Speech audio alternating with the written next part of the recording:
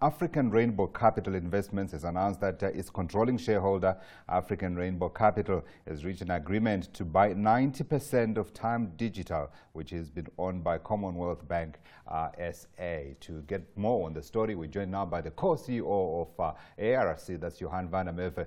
Thank you, Johan, for your time. Let's begin about the rationale for going after 100% of this company when you guys had a joint venture with the Australians.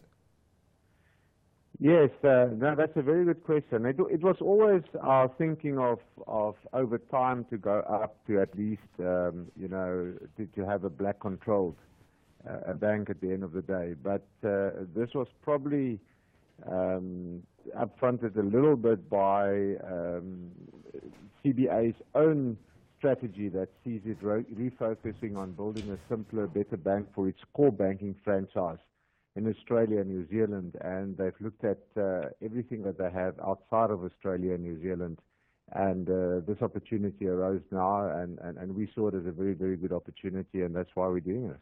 So what happened? Did they walk away, or did you just come in and said, guys, I think we can do this better alone? No, I mean, they were very, very good partners. You know, they invested quite heavily into this and into the intellectual property that's behind the digital bank, etc. But it's a lot to do, as I said, with their own strategy, where they refocus on their home markets of Australia and New Zealand, and they're doing the same in other areas of the world like Indonesia and India, etc. They're re-looking at that, and because we're about to launch the bank on this side, you know, we also felt that, you know, to launch it with CBA, and they may want to then sell out later. We thought, you know, let's do it before we launch, rather than to confuse the public or the people out there, to launch it under the CBA name and then later change it.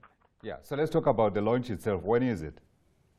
Yeah, I think we always said that the launch will be the fourth quarter of this year, and we're still pretty much on line with that. Obviously, the whole sale by CBA, purchase by African Rainbow Capital, is subject to regulatory approvals, and we hope to get that in due course, and then only after that we'll be able to launch, obviously.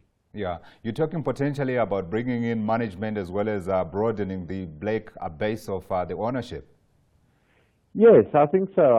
I mean, obviously, management's the guys that built this whole thing, and you know, they're very excited about the opportunity, etc. And you know, there's about 220 people working there, and it seems to me that they're very excited. We had you know, also told them this morning, and they all see lots of upside in this, and they want to be part of this going forward. And you know, obviously we have 10% of it, and we're buying the other 90%. So that gives us a lot of optionality to bring in other partners as well. You know, at the end of the day, I think we want to be a black-controlled and owned bank. But you know, for that you need 51%. You don't need 100% necessarily. Sure. Remind us again how this is going to operate. I remember some kind of partnership with Pick and Pay. That's right. At the moment, there's these kiosks in about 800 Pick and Pays and Boxer stores across the country, and that's where, you know, people will be onboarding. So that's where you can basically become a client of the bank by doing your FICA through there. And I think in something like a few minutes, you can be a banking customer.